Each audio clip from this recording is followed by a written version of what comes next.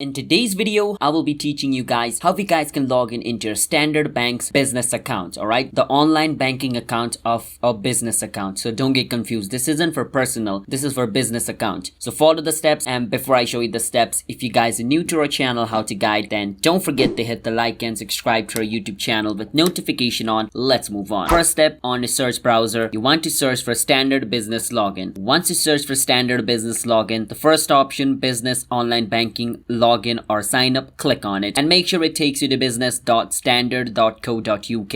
Now Standard Chartered is a UK bank, so don't get confused. Once you're in this page, make sure you're in the business section. It's the middle one where it says personal ID. Just enter the personal ID. If you forgot your personal ID, you can click on this to recover, and over here just enter your security number and click on log on, and you should be able to log in into your Standard Bank's business account. It's that simple. So if you guys found our video helpful, then hit that subscribe to our channel How to Guide. I'll see you guys next time. Bye bye.